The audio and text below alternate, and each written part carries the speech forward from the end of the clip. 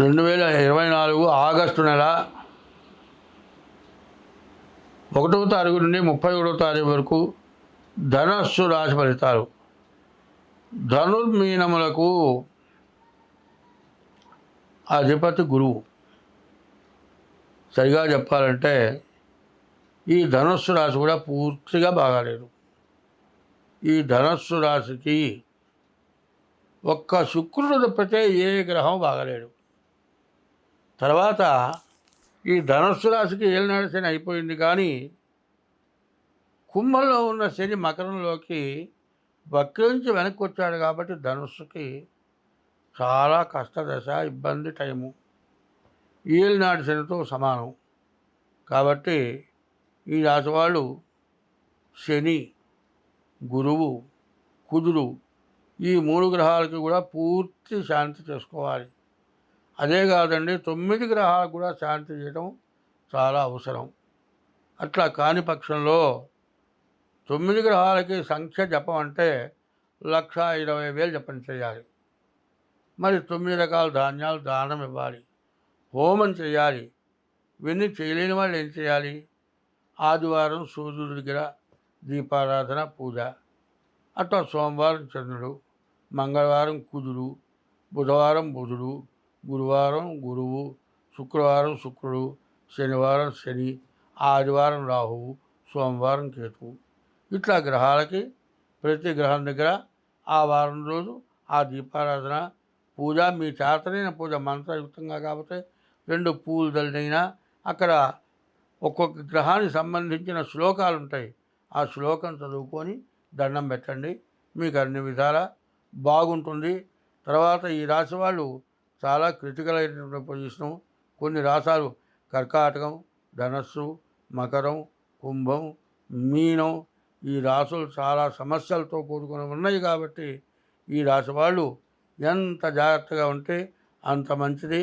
తగిన శాంతి, ఎందుకంటే తగిన శాంతి చేసుకోమని చెప్పేది. ఎందుకంటే లాభం వస్తుందని మాత్రం నమ్మద్దు. మీ లాభం కోసమో మీరేదో మూటలు సంపాదించడం కోసమో నేను చెప్పటం కాదు చెప్పేది. నష్టం నుంచి బయటపడాలి, ఉన్నది పోగొట్టుకోవాలి. శాస్త్రం ఏంటంటే, ఒక వాడు పెళ్లి చేసుకున్నాడు, భార్యతో కాపురం చేస్తున్నాడు. ఇంకొక ఆమె కనపడేది, చాలా అందంగా ఉందిట. ఆమె అమ్మడి పడ్డాట. ఆ అమ్మడి పడితే ఏమైంది? చేసుకున్న పెళ్ళాన్ని దాన్ని ఉంచుకున్నాడని అది పోయింది. అది పోయిన తర్వాత ఉంచుకున్నది పోయిందిట. అప్పుడు ఏమైంది? ఉన్నది పోయిందిట, ఉంచుకున్నది కూడా పోయిందిట. అందువల్ల ఇప్పుడు ఉన్నది పోకుండా ఉంటే చాలు, కొత్తది రాకపోయినా పర్వాలే. కాబట్టి ఈ రాశి వాళ్ళు ఏం చేయాలి? పూర్తి శాంతి. మీరు జాతకం చూపించుకోవాలి, జాతక రీత్యా ప్రవర్తించాలి, జాతక రీత్యా పరిహారాలు చేయించుకోవాలి. అందువల్ల ఏంటంటే, మీరు ఇంతకుముందు సంపాదించుకున్నది కానీ, మీ పెద్దవాళ్ళు ఇచ్చింది కానీ, మీరు చేసే వృత్తిలో కానీ అన్ని సమస్యలే ఈ రాశి వాళ్ళకి.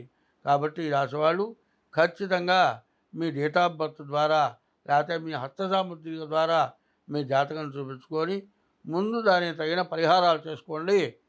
ఏ నష్టం లేకుండా బయటపడతారు. లాభం లేకపోతే కానీ నష్టం లేకుండా ఉండాలి.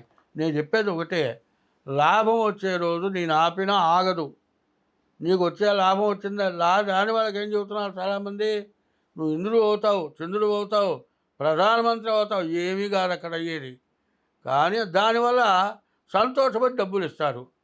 నీ దోషాలు చెప్పేవాడికి డబ్బులు రావు. మాబోటి వాళ్ళు ఉన్న దోషాన్ని పోగొట్టుకోండియా, నష్టపడబాకండియా, కష్టపడబాకండియా అని మేము చెబుతున్నాం. అంతేగాని చెడును చెబితే మనకి ఇబ్బంది లేదు. చెడును పోగొట్టుకుంటే మనకు సమస్య రాదు. మరి మంచి అనేది చెప్పినా వస్తుంది, చెప్పకపోయినా వస్తుంది. మంచి టైంలో ఎవరిని అడగాల్సిన అవసరం కూడా లేదు. అయితే మంచిని సరిగ్గా మంచి నడవాలి అంటే చెడును పోగొట్టుకోవాలి. అటువంటి చెడుని ప్రత్యేకించి నేను చెప్పడం జరుగుతుంది. అది మాత్రం పూర్తిగా గ్రహించండి. ఈయన పంచాంగం చెప్పడం మొదలు పెడితే ఆ గ్రహం బాగాలేదు, ఈ గ్రహం బాగాలేదు, ఆ పూజ చేసుకో, ఈ గుళ్ళో పోయి ఇట్లా చెబుతున్నాడని కొంతమంది అనుకోవచ్చు. కానీ చెడుని చెప్పడం చాలా అవసరం. ఒళ్ళు దగ్గర పెట్టుకొని ప్రవర్తించాలి. ఏమవుతుందంటే, చెడు పోగొట్టుకోకపోతే నష్టం ఎక్కువ జరుగుతుంది. కాబట్టి అది చాలా జాగ్రత్త అవసరం. కాబట్టి నేను మంచే ప్రధానంగా చెబుతూ ఉంటా. చెడును పోగొట్టుకోవాలంటే మంచి జరుగుతుంది. రాత్రి పోయిన తర్వాత పగలొస్తుంది. పగలు పోయిన తర్వాత మళ్ళీ రాత్రొస్తుంది. ఆ రాత్రి నుంచి తప్పించుకున్నప్పుడే పగలు, వెలుతురు అన్నీ చూస్తాం. కాబట్టి మీరు చెడు పోగొట్టడానికే చెప్పేది మంచి. స్వస్తి.